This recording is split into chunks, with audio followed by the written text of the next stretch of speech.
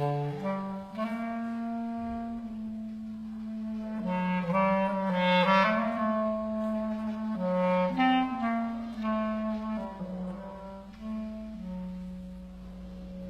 a day of interacting with people, with their subtleties and shifting eyes and sighing like an awkward Morse code of what they wanted to do and who they wanted to touch, he spent hours poring over the smallest gesture, pressing them with the weight of Bibles, the man at the bus stop with mercury in his eyes, the florist with blooms in the corners of her mouth as she handed him his change.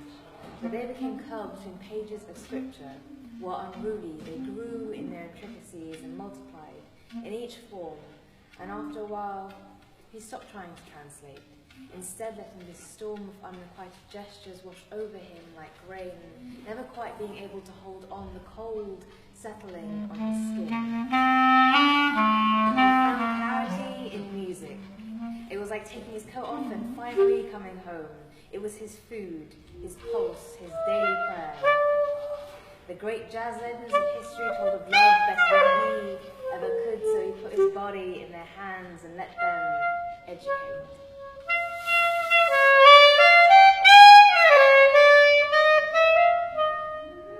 He learned fidelity from Fatwala and how to play piano with a gun to your back to a room full of gangsters. He learned hypnotism from Nina Simone and how to make someone's whole body erupt in goosebumps. From Chet Baker, he learned that people were not perfect, but the ones you end up with are always a little funny. He learned how to play with a broken jaw under a moon as blue as the way Art Tatum painted it.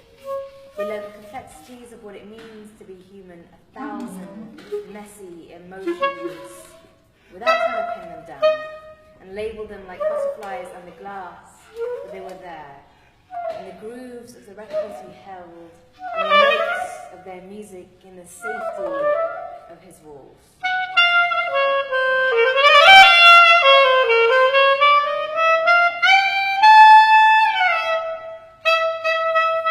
Life outside buzzed on, a hive of frustrated people who puffed and stormed past him when he walked too slowly in the street. And when he peered in fancy restaurant windows, he saw couples with their legs crossed like bows and arrows and tables, mouths open in laughter. Oblivious to the man playing piano in the corner, and the soft light black suit worn walnut hands kept dancing over the keys, eyes a little closed, half smile. A nod of a head here and there, a perfect understanding. When he was younger, he'd become used to the sight of women walking out the door, and he was the type of man who never learned how to unpack in other people's houses. So, not wanting to disappoint anymore, he stayed home, and people stopped asking him to be what he couldn't.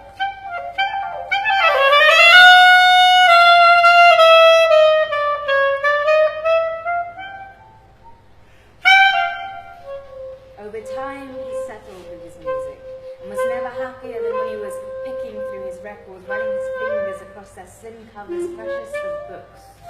With music, he never had to worry about saying the wrong thing or not saying enough.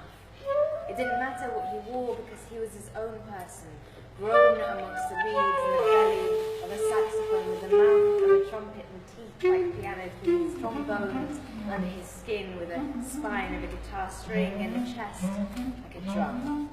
He didn't need anyone to complete him. So he turned up the volume, let the walls be coated in song, and life was la vie en rose.